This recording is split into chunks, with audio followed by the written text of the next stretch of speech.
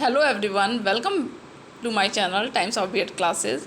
आज हम यहाँ इंग्लिश पेडागोजी का एक क्वेश्चन डिस्कस करेंगे और उसकी आंसर राइटिंग करेंगे, जो कि क्वेश्चन पेपर में हमेशा वीर बहादुर सिंह पूर्वांचल यूनिवर्सिटी के पेपर में इंग्लिश पेडागोजी में आता है। तो हम क्वेश्चन को देखें। क्वेश्चन हमारा क्या है?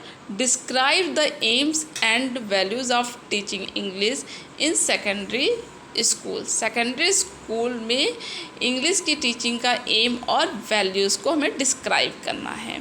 तो पहले हम यहाँ सेकेंडरी स्कूल जानने की कोशिश करेंगे क्या होता है, आपको पता होगा।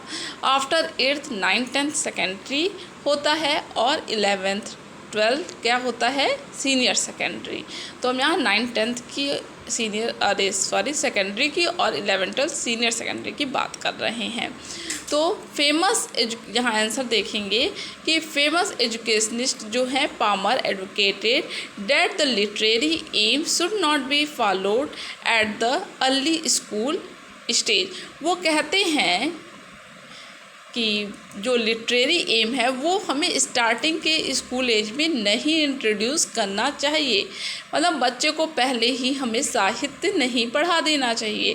पहले हमें क्या करना चाहिए? उसे लिंग्विस्टिक एम किसी भाषा का देना चाहिए, यानी उसकी हमें लिसनिंग, स्पीकिंग और रीडिंग एंड राइटिंग स्किल को डेवलप करना चाहिए। उसके बाद ही हमें उसको लिटरेचर पढ़ाना चाहिए। यही उनका कहने का है। यदि हम पहले ही उन्हें लिटरेरी एम की तरफ हम भेज देंगे तो क्या हो जाएगा कि इंग्लिश पे उनकी अच्छी पकड़ नहीं होगी और उनका मन नहीं लगेगा। तो यही बात उन्होंने कहा है। आगे देखेंगे। He says that this stage is for linguistic am only. Starting की जो एज होती है, स्टेज होती है, वो लिंग्विस्टिक एम के लिए होती है, एक भाषाई ज्ञान के लिए होती है, रखनी चाहिए। To quote him to aim at language is to pave the way for literature. If we aim at teaching literature in the beginning would make us lose the way to language. आगे देखेंगे। यहाँ से देखेंगे। Hence during the first 6 years of learning English should concrete on training in hearing, reading, speaking and writing only. यानी starting के 6 years इन्हीं चारों चीज़ों के लिए होने चाहिए, hearing, reading, speaking and writing. The course content should direct and develop these ability in A proper order. मतलब एक प्रॉपर ऑर्डर में उसको एबिलिटी को डेवलप करनी चाहिए। ये नहीं कि पहले किसी चीज़ को ले आए फिर किसी, मतलब ऑर्डर जो होना चाहिए वो एक प्रॉपर वे में होना चाहिए। तो फर्स्ट 3 years शुड, देखते हैं आगे।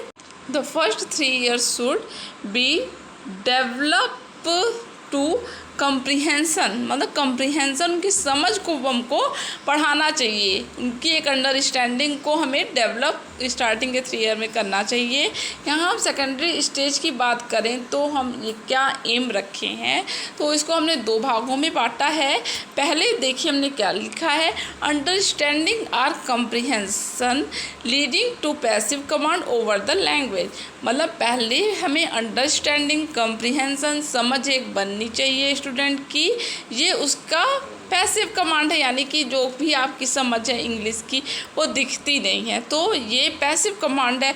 और रिप्रोडक्शन ऑफ एक्सप्रेशन, यहाँ पे reproduction of expression leading to active command over the language. यानी कि आपको कोई कुछ बोला उसी तरह आप उसको बोल के समझाएं, रिप्रोडक्शन करें, ये हमारा एक्टिव कमांड होगा। फिर है, देखिए आगे, ग्रेजुअली द फॉलोइंग एबिलिटी। यदि हम इसी तरह की एबिलिटी को आगे बढ़ाएं तो क्या होगा, हमें डेवलप करना होगा। पहला है यहाँ पे एबिलिटी टू हियर। हमें सुनने की एबिलिटी को क्या करना होगा, बढ़ाना पड़ेगा। यानी कि रिकग्निशन जो पावर होती है वो अपनी डेवलप कराई जाती है सेकेंडरी लेवल में। Recognition of English sound without error, यानी बिना इरर के ही वो पहचान सके हर वर्ड्स को, सेंटेंस को। A fine distinction in sound and accent while hearing. Second है ability to associate meaning as to what is heard.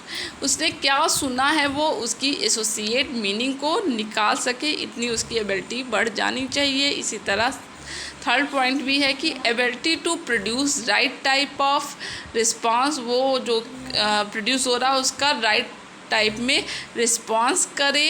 Action or speech as reaction to the sound heard at the meaning associate. ठीक है, आगे चलते हैं। Aim and objective at secondary and senior level. पहला है to make them able to use the language in different context, यानी कि हमें अपनी एबिलिटी ऐसे बना लेनी चाहिए सेकेंडरी लेवल के स्टूडेंट को कि वह डिफरेंट कॉन्टेक्स्ट में भी लैंग्वेज को क्या कर पाए, समझ पाए। To enable them to use fluently and accurately, उसको ऐसा इनेबल स्टूडेंट ऐसा इनेबल रहना चाहिए कि वह जो लैंग्वेज को फ्लुएंसी बोल सके, एक्यूरेटली समझ भी सके। थर्ड है to think about English language, वो क्या कर पाए, थिंकिंग क्या कर पाए, इंग्लिश में थिंकिंग कर पाए। फोर्थ है to analysis the structure of English language, वो जो इंग्लिश के सेंटेंस होते हैं, स्ट्रक्चर होते हैं, उसकी एनालिसिस कर पाए, यानी कि वो सब्जेक्ट और वर्ब, हेल्पिंग वर्ब ऑब्जेक्ट को, पूरे स्ट्रक्चर को समझ पाए। Ability to read simple prose poetry and drama with proper understanding, यहाँ पे हैं हम, तो वो एक प्रोज पोइट्री और ड्रामा की अंडरस्टैंडिंग बना ले। 6 पॉइंट है ability to read story book and article of general interest with speed and understanding, यानी कि वो जो स्टोरी बुक पढ़ रहा है, आर्टिकल पढ़ रहा है, वो एक फ्लुएंसी में, एक स्पीड में उसको पढ़ पाए और साथ ही साथ उसकी अंडरस्टैंडिंग भी उसकी बनती रहे।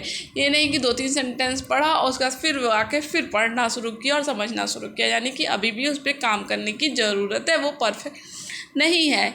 इस स्टूडेंट का, इस क्लास के स्टूडेंट का इंग्लिश एम ये होना चाहिए कि वो जो पढ़े उसको साथ में समझते हुए एक स्पीड में वो स्टूडेंट पढ़ पाए। आगे देखेंगे। 7th है ability to read to other without breaking the chain of thought, वो थॉट को अपने ब्रेक ना कर पाए, मतलब करे, यानी कि बीच में ब्रेक होने लगे, ऐसा नहीं होना चाहिए। Connecting ideas with the basic ideas, वो आइडियाज़ को कनेक्ट कर पाए इंग्लिश में। Writing in language is skill that can be develop by paying attention to the following aspect, यदि हम ये आस्पेक्ट अपनाएंगे तो क्या होगी, राइटिंग स्किल डेवलप होगी। यहाँ 8 पॉइंट देखिए कि फॉर्मेशन ऑफ लेटर्स, लेटर का फॉर्मेशन। 9 पॉइंट है spelling of words. 10th point है section of right words and last है कंस्ट्रक्शन ऑफ सेंटेंस, सेंटेंस के कंस्ट्रक्शन को समझ पाए। यहाँ देखेंगे various specific aim and the corresponding classroom activities. Specific aim क्या होना चाहिए, reading aloud, model reading should be done by the teacher followed by the student some chorus work, यानी रीडिंग अलाउड उसको होनी चाहिए, साइलेंट रीडिंग उसकी power होनी चाहिए। नेक्स्ट देखेंगे हम इम्प्रूविंग ओरल एक्सप्रेशन, तो यहाँ पर there would be statement with action उसको आना चाहिए और क्वेश्चन की आंसरिंग आनी चाहिए, कन्वर्सेशन कर पाए, description of things and action, correction of pronunciation and intonation, written exercise etcetera, इस सबको वो अपनी इम्प्रूव करेगा। फिर है फ्लुएंसी इन रीडिंग, रीडिंग में फ्लुएंसी होनी चाहिए, एक बार आप इसको रीड कर सकते हैं।